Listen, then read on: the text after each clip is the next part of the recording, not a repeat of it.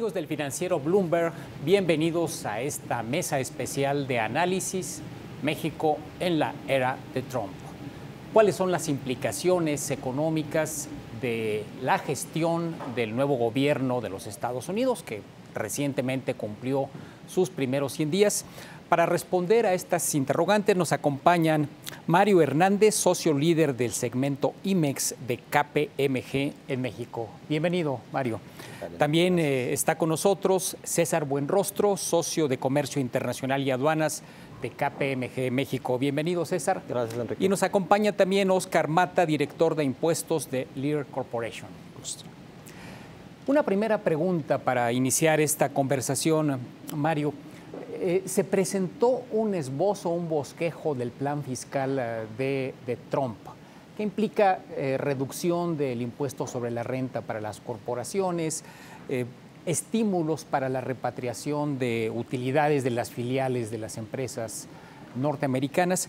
¿Cuál sería, a tu juicio, la implicación que esto tiene para México, aún sin conocer todos los detalles que saldrán en los próximos meses? Sí, ¿qué tal, Enrique? Gracias. Bueno, como se ha comentado, en días pasados se presentó el primer esbozo de reforma fiscal ante el Congreso de los Estados Unidos, que es, de cierta manera, es muy genérico, incluye las iniciativas o los puntos importantes que recogen los temas que, como tú sabes, se manejaron durante la campaña del presidente Donald Trump.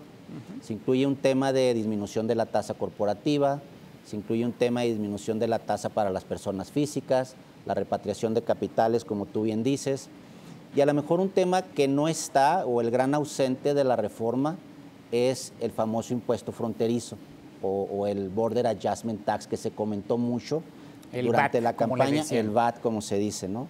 No está presente en este primer paquete, pero obviamente pudiéramos considerar como esta primera presentación, como la primera intención para empezar las negociaciones con el Congreso de los Estados Unidos. ¿Qué implicaciones pudiera tener esta reforma? Bueno, se puede incluir en varias secciones. Por un lado, por ejemplo, llama la atención que la tasa de impuesto corporativo baja al 15%, lo cual pudiera llegar a convertir a Estados Unidos, desde una perspectiva de México, en un país con un régimen de tributación preferente. ¿Sí? Si recuerdas, para México, cuando la tasa del otro país es menor al 22% de la tasa de impuesto mexicano, se puede considerar en lo que conocemos un paraíso fiscal. Entonces es un tema interesante, pero también una tasa tan baja es un atractivo para inversiones. Podemos terminar en una situación donde inversionistas mexicanos prefieran invertir en Estados Unidos cuando tenemos una tasa corporativa en México del 30% y en Estados Unidos propuesta del 15%. Entonces, es un tema interesante que tendríamos que ver si finalmente se aprueba, porque puede tener una repercusión tanto fiscal desde un punto de vista mexicano como de inversión extranjera para inversionistas mexicanos que decidan irse hacia el otro país. Otro tema interesante es la repatriación de utilidades. Usualmente las empresas mantienen las utilidades en los países en donde invierten y ese dinero se está reinvirtiendo, está generando riqueza en ese propio país, está generando empleo, está generando mayor trabajo. Si se aprueba la repatriación de capitales y como se tiene contemplado a una tasa reducida de impuestos, que la idea es que todos esos millones de dólares que se encuentran fuera de Estados Unidos, que pertenecen a subsidiarias de empresas de Estados Unidos, se repatrien, pues obviamente habría una salida de capitales de muchos países y esto puede generar un efecto en la inversión, puede generar un efecto en la moneda inclusive, al haber una atracción de dólares para ser repatriados, puede tener un efecto en el tipo de cambio, no tan solo de México, de todos los países del mundo, pero obviamente en lo particular de México pudiera haber un efecto cambiario y un efecto en la disminución de la inversión extranjera en México.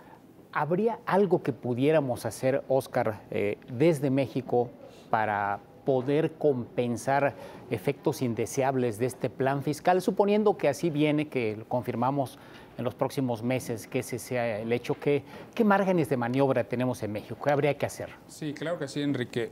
Vienen temas interesantes. Obviamente, lo más importante ahorita, desde mi punto de vista, muy particular también, es la incertidumbre. Al no tener el paquete completo sobre las situaciones de lo que va a estar sucediendo con la reforma hacendaria en Estados Unidos y considerando una tasa corporativa de un 15%, obviamente México tendría también que reaccionar ante esta situación.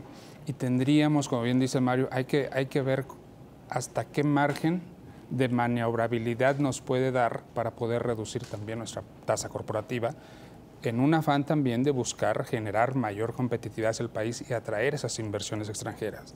¿Cómo no va a ser importante la inversión extranjera en México si el 83% de las exportaciones manufactureras van a Estados Unidos, por ejemplo, y el 17% va al resto del mundo?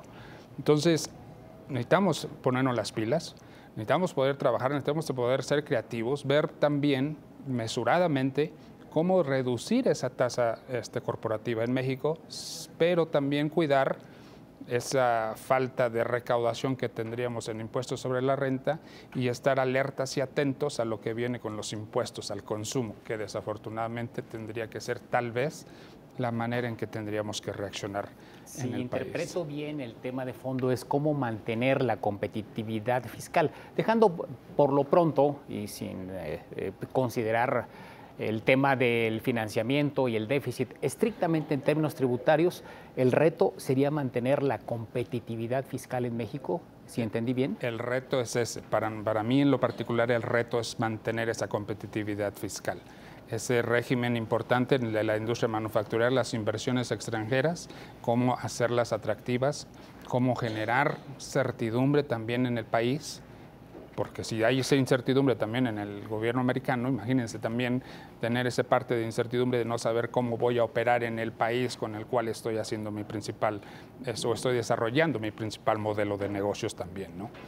Antes de entrar vamos en un momento más con César al tema del Tratado de Libre Comercio, pero para concluir esta primera parte del ámbito fiscal, pudiéramos pensar que el famoso VAT que tanto insomnio causó, ¿es algo que ya puede considerarse eliminado? ¿Hasta donde percibes, Mario? Yo creo que sigue estando en la mesa, Enrique, y a lo mejor valdría la pena hacer un poquito de antecedente. O sea, la legislación fiscal de Estados Unidos es relativamente compleja y ha generado o ha fomentado la inversión en otros países. A pesar de que tiene una tasa corporativa relativamente alta, porque es 35% actualmente, su nivel de recaudación o su nivel de tasa efectiva es muy bajo. Realmente recauda muy poco impuesto comparado contra otros países. De ahí surge la necesidad de lo que le llaman una reforma fiscal integral, donde se incluye en el primer bosquejo que se manejó desde el año pasado, el llamado Border Adjustment Tax o VAT o impuesto fronterizo. ¿Qué es lo que busca el impuesto fronterizo? Visto en su contexto, tiene un contenido de crecimiento. Al final de cuentas, lo que busca es fomentar las exportaciones de los Estados Unidos, lo cual fortalecería el dólar. En la medida que se venda más de exportación, fomenta un dólar más fuerte, limitar las importaciones de bienes, lo cual busca, primero, que dejes de comprar afuera y segundo, que desarrolles economía interna y generes trabajo. También como parte del VAT se contempla una tasa reducida de impuestos. Entonces, se busca que con el efecto combinado del VAT la economía crezca. Y el efecto es interesante, sin embargo, no está propuesto en el primer paquete, no está incluido en el primer paquete. Sin embargo, Estados Unidos sigue teniendo una necesidad muy fuerte de crecimiento.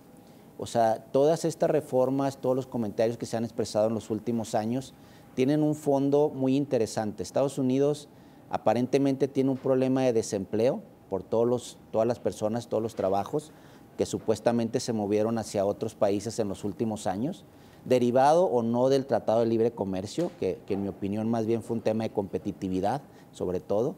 Tiene un problema de déficit comercial enorme, sobre todo con China, no tanto con México, y tiene un problema de deuda externa enorme. Entonces, Estados Unidos tiene una necesidad de crecer y la solución no es sencilla. Lo que busca el VAT es que se generen empleos dentro de Estados Unidos, se fortalezca el dólar. ¿Para qué? Para que haya un crecimiento de la economía. Entonces, si nos permites, vamos a hacer una pausa y regresamos para continuar con esta discusión y las implicaciones también a nivel comercial que puede tener este esquema fiscal. Claro que sí. Estamos en esta mesa especial de análisis en torno a México en la era de Trump. Continuamos en un momento.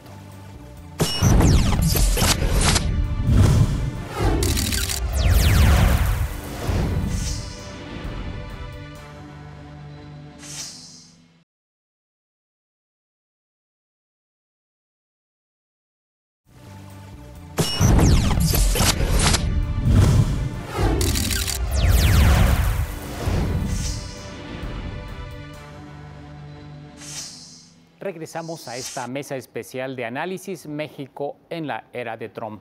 Hablábamos antes del corte de el efecto que puede tener el Border Adjustment Tax, el VAT, en la economía de Estados Unidos. ¿Podríamos cerrar la idea, Mario?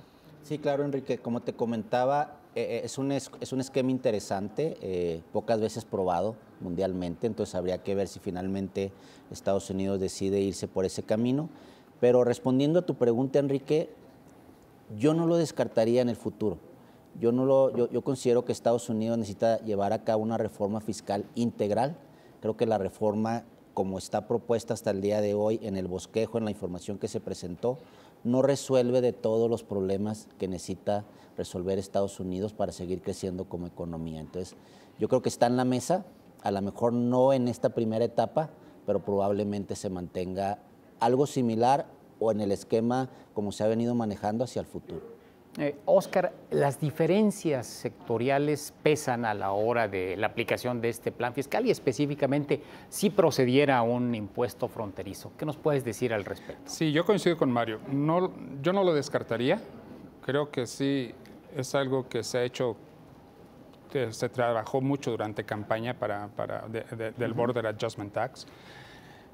Depende también y va a depender mucho los sectores a los cuales también va a estar dirigido. Imagínense el Border Adjustment Tax dirigido al sector automotriz, donde mucho del producto, de los componentes de los vehículos se ensambla en México. Y obviamente caso por caso tendría que revisarse. ¿Por qué? Porque al final del día una empresa norteamericana altamente exportadora, aún con consumos de importación mayores a los consumos internos, y pese a la tasa estatutaria corporativa que se pretende del 15%, nos puede dar una tasa efectiva de impuesto menor a ese 15%, 4%. Algunas veces, algunos números rudos pueden originarse hasta pérdidas. Depende cada sector, depende el modelo también de negocio en el que se tenga, pero sobre todo depende en no tener incertidumbre y saber exactamente en qué términos viene este Border Adjustment Tax. Entonces, es importante, que por supuesto que va a ser importante cuidarlo, monitorearlo. Al final del día también México, como comenté, hay que reaccionar a esos temas. Una tasa corporativa de una empresa norteamericana con una empresa subsidiaria en México, pagando ellos a una tasa de impuesto neta del 4% corporativo, frente a una tasa del 30% en México, simplemente perdería competitividad también. Y ahí es donde México también es donde hemos hablado de ese tema de la competitividad fiscal. A ponernos las pilas. Y el otro tema de incertidumbre ya que salió es la renegociación del Tratado de Libre Comercio. ¿Qué nos puedes decir, César? ¿Qué tanto hay que temer a lo que resulte de esta renegociación, que algunos la visualizan comenzando ya formalmente en el verano? Se ha hablado del mes de agosto o incluso del mes de septiembre. Sí, gracias, Enrique. México ya lleva varios meses, desde febrero, gestionando la negociación internamente a través de cámaras e instituciones, preparándose para lo que pueda venir. Estados Unidos, el proceso es un poco diferente, debe de darse un aviso de que se va a renegociar por lo menos 90 días con anticipación a que esto se lleve a cabo. Todavía no se ha realizado, se estima que durante este mes pueda realizarse, sin embargo tendríamos que esperarnos, aunque aquí sí, por los temas electorales que se puedan estar dando tanto en México como en Estados Unidos, mientras más pronto se pueda llegar a iniciar, sería lo ideal para los dos países. Se ha planteado por parte de funcionarios de ambos gobiernos que lo óptimo sería tratar de llegar a un acuerdo básico en este mismo año. Por los ritmos que implican negociaciones arancelarias, aduaneras, se habla del tema de las reglas de origen, de la definición de los productos que van a entrar en aranceles cero o no aranceles, ¿Esto es realizable? ¿Podríamos pensar realistamente en que la negociación sustantiva pudiera concluir en este mismo 2017 o es una idea irrealizable? Todo depende de qué exactamente es lo que se vaya a negociar y a modificar. Si fuera todo el tratado, sí, los tiempos no nos van a dar. Sin embargo, si fueran temas muy particulares, muy puntuales, pudiera llevarse a cabo. Sin embargo, la veo un poco complicado que pudiera efectuarse durante 2017 derivado de los tiempos que todo esto conlleva. Como bien dices, en el mejor de los casos, durante este mes se da el anuncio, tenemos 90 días. De aquí a que los países se ponen de acuerdo para empezar a negociar, sí, el time frame es muy poco de aquí a final del año. Las empresas están en una situación compleja, Mario, los empresarios, los tomadores de decisiones, ante esto que hemos dibujado muy rápidamente, el tema fiscal, el tema comercial. ¿Qué hacer en un ambiente de incertidumbre? ¿Qué es lo que podemos recomendarle a quien está en la gestión de una empresa? Pensemos, por ejemplo, en las que se pusieron como caso, las armadoras, una autopartera o una directamente armadora automotriz. ¿Qué es lo que tiene que hacer en este caso? ¿Retraerse y suspender inversiones? ¿Seguir invirtiendo? ¿Qué sería lo prudente? Yo creo, Enrique, y a lo mejor antes de responder a tu pregunta, yo creo que ahorita la peor situación o el peor problema que podemos vivir será la incertidumbre. Tanto en el tema de la reforma fiscal, que ya lo platicábamos, se va a aprobar, no se va a aprobar, se va a aprobar en los términos que se propuso. En el tema de negociación del Tratado de Libre Comercio, se va a terminar, se va a negociar, ¿qué va a pasar, ¿verdad? Yo creo que ahorita el problema es si va a ocurrir o no va a ocurrir y cuándo va a ocurrir. Y creo que el principal problema es el tiempo de espera. Como mencionaba ahorita César, probablemente el Tratado de Libre Comercio estaremos hablando de 2018, 2019 tal vez. Igual la reforma fiscal tal vez entre en vigor para 2018, como viene propuesta. Entonces creo que para las empresas, a los inversionistas, lo mejor que tendrían que estar haciendo ahorita sería seguir trabajando como de costumbre. O sea, tienen que seguir un entorno con las reglas actuales y obviamente empezar a monitorear los posibles efectos de la reforma, tanto fiscal como en el Tratado de Libre Comercio. ¿Qué impacto puede tener en sus operaciones? ¿Qué impacto puede tener en sus cadenas de suministro? Creo que tenemos que partir de su modelo actual al peor escenario posible, y para mí tal vez el peor escenario posible sería que todos los procesos de manufactura o todas las empresas movieran sus operaciones dentro de Estados Unidos y Estados Unidos cerrara sus fronteras, lo cual realmente creo que no es posible que ocurra por razones económicas, por razones políticas, por razones comerciales, pero tenemos el peor escenario y tenemos el escenario actual. Y con base en ese rango, empezar a correr modelos. O sea, ¿qué pasa si se aprueba el VAT? Como decía Oscar, mi perfil es de exportación, mi perfil es de importación. ¿Qué pasa con mis productos manufacturados? ¿Se quedan en Estados Unidos? ¿Se van a otros países? ¿Cuál va a ser el impacto en mi tasa efectiva de impuestos? ¿Se renegocia el Telecan? ¿En qué tasas pudiera terminar? ¿Podría Estados Unidos unilateralmente establecer tasas más altas de importación que impacten la importación de productos hacia los Estados Unidos? Correr esos escenarios. Pero yo creo que no podemos perder de vista que los negocios, las inversiones, los capitales que tienen invertidos actualmente, tienen compromisos de manufactura, tienen compromisos de entrega, tienen compromisos en las cadenas de suministro, y esos compromisos no pueden detenerse. Yo creo que el camino ahorita es evaluar efectos. Probablemente veamos que la inversión se detenga un poquito por la incertidumbre, que los proyectos se difieran un poco más hasta ver cómo viene finalmente la reforma, pero la idea es que las empresas tienen que seguir creciendo. O sea, y como país yo diría empezar, como tú lo dijiste ahorita, Enrique, ponernos las pilas y empezar a ver cómo retomamos la competitividad del país, cómo permitimos que las empresas sigan siendo competitivas o más competitivas, y cómo empezamos a desviar nuestra atención como país hacia otros mercados. Creo que es el trabajo actual, Enrique. Ahí quedan las recomendaciones tanto para empresas como para la gestión de políticas públicas. Vamos nuevamente a hacer un breve paréntesis y continuamos esta mesa de análisis México en la era de Trump.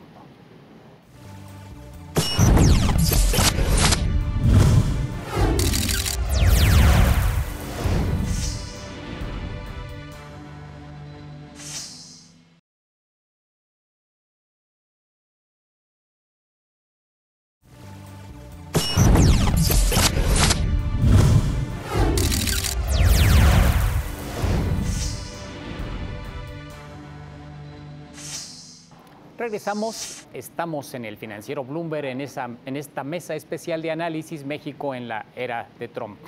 Estábamos elaborando algunas recomendaciones para las empresas. Hay una pregunta que se han hecho en los últimos meses diversos empresarios. ¿Hay que diversificar? Ante el riesgo que estamos viendo representa Estados Unidos, ¿es conveniente voltear a ver a otros mercados, Asia, América Latina, Europa? César, ¿cuál es tu perspectiva? Enrique, el 80% de las exportaciones mexicanas van hacia Estados Unidos. Esa alta dependencia sí sería muy recomendable que empezáramos a voltear a ver hacia otros lados. Tenemos algunos datos que pueden ser interesantes con Corea. Las inversiones que están llegando a nuestro país han hecho que se incremente las operaciones que tenemos entre ambos países. Pudiera ser una opción. El caso, por ejemplo, de la armadora Kia que se instaló en Monterrey. Correcto. Los volúmenes de importación y exportación con Corea ya son muy similares a los que se manejan con Alemania o inclusive con Japón. Entonces, en un periodo muy corto de tiempo. Entonces, ¿qué quiere decir? Vaya que tenemos un amplio potencial para diversificar. De igual forma, también podríamos empezar a voltear a ver hacia Brasil, hacia Argentina, que la situación económica en esos países ha venido mejorando recientemente con la apertura principalmente de Argentina. Entonces nos puede convenir como país, vaya, y como empresas el empezar a tener un poco más de negociaciones con esos países, aunque vaya, no es tampoco tan sencillo. Nuestra logística, nuestra infraestructura está toda encaminada hacia el norte, hacia Estados Unidos, hacia Canadá. Como lo decía Oscar hace un minuto, ¿no? 83% de lo que se exporta que no tiene que ver con petróleo va hacia Estados Unidos. Entonces sí hay una dependencia muy alta, pero debemos de empezar a voltear a ver hacia otros destinos. A veces se ha planteado que no solamente es el exterior, sino el mercado doméstico. Es decir, debiéramos, Oscar, tener una visión también orientada a robustecer, fortalecer nuestro mercado interno. ¿Estarías de acuerdo con este juicio? Totalmente, Enrique. Es algo que también debemos de buscar y cuidar, el consumo interno. Países sudamericanos, particularmente Brasil, es un país altamente de consumo interno. Muchos de los vehículos que ahí se manufacturan, por ejemplo, son para el propio consumo interno. Entonces, pero México también, para ello necesitamos tener oportunidades también, o sea, tasas de intereses, inversiones en capitales, etcétera, ¿no? Por supuesto que el mercado interno debe ser algo también prioritario que debemos de cuidar, sobre todo, sin olvidar también ese famoso consumo de los impuestos indirectos que hay que tener cuidado porque pueden también ser un contraproducente, ¿no? Entonces hay que moderarlo, hay que regularlo con responsabilidad también. Ese es el punto principal, ¿no? A veces pareciera, Mario, que cuando se presentan crisis también surgen oportunidades. A uno le da un infarto y a las siguientes semanas ya cambió su estilo de vida, hace ejercicio, cuida la dieta, etcétera. Nos enfrentamos a Trump. ¿En qué medida este cambio en la orientación política de Estados Unidos genera para México también oportunidades? Yo creo que es una gran oportunidad, Enrique. Es un gran reto. Creo que a través de los años nos acostumbramos de cierta manera a depender del mercado más cerca, del mercado más grande, que tenemos la fortuna de ser vecinos, pero también creamos una codependencia muy importante. Y para mí este nuevo entorno en la era de Trump, lo que pueda ocurrir con los Estados Unidos, debe ser una gran oportunidad para México. Una gran oportunidad para México para diversificarse, como tú lo decías, buscar a otros mercados. Tenemos tratados comerciales con Europa, tenemos tratados comerciales con Asia, tenemos tratados comerciales con Sudamérica, que no hemos aprovechado al 100%. Entonces creo que es un buen momento para pensar como empresas, como país, cómo diversificarnos. Por otro lado, internamente hay temas importantes que no hemos cubierto. Necesitamos desarrollar proveeduría nacional. Tenemos una planta manufacturera automotriz en México enorme y desafortunadamente el nivel de insumos mexicanos es muy bajo. O sea, tenemos que trabajar en cómo sustituir esas importaciones por productos nacionales, lo cual a la misma vez será benéfico en un entorno de tratado de libre comercio porque aumentamos el contenido regional. Entonces tenemos que trabajar en proveeduría, tenemos que trabajar en tecnología, tenemos que invertir, tenemos que cambiar nuestra mentalidad como país, de a lo mejor de ser un país de servicios a un país manufacturero, manufacturero completo me refiero, en el futuro cercano. Entonces yo lo veo como una gran oportunidad, como una campana que nos está sonando, que a lo mejor debiera de despertarnos como empresas, como país, para dar ese giro y diversificarnos. México tiene un potencial enorme, tiene una campana demográfica muy buena, tiene un potencial de jóvenes muy bueno, tiene la tecnología a la disposición en nuestro país. Entonces creo que más que un reto o un riesgo, yo lo vería como una oportunidad de crecer como país, de diversificarnos y de colocarnos en el ranking mundial en una posición más favorable. Se nos acaba el tiempo. ¿Coincidirían con esto que señala Mario respecto a la oportunidad? César, Óscar. Sí, totalmente de acuerdo con lo que comenta Mario. Yo añadiría de igual forma la relación comercial con Estados Unidos, pero también aduanera es muy importante. Entonces sí vale la pena que se refuercen esos lazos y que se incluya en el Tratado de Libre Comercio lo que en su momento no se contempló porque no existía. El comercio por Internet, comercio electrónico, vaya propiedad intelectual, compras de gobierno. Hay diferentes temas y tópicos que sí valdría la pena que se incluyeran para efectos de robustecerlo y que sea un mejor tratado para todos los países. Finalmente, Óscar. Totalmente de acuerdo también con lo que han planteado aquí mis compañeros. Al final del día, esto es un reto. Viene un reto más, viene un reto que yo confío también que México va a poder salir adelante, va a poder, tiene el conocimiento, tiene la experiencia también de enfrentar retos. Acabamos de pasar una reforma hacendaria 2014 interna. Entonces ahora hay que voltear a ver qué es lo que pasa en el exterior para poder hacer frente a estos cambios que vienen. Definitivamente la oportunidad que tenemos es vasta y tenemos que saber también hacer nuestras reformas estructurales internas para poder generar la competitividad hacia el país.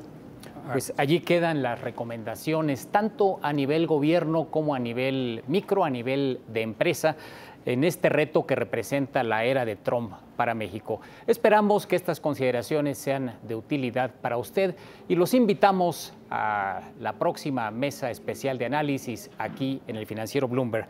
Mario Hernández, Óscar Mata, César Buenrostro, gracias por acompañarnos en esta ocasión. Y a usted, gracias por su atención. Hasta la próxima. Gracias.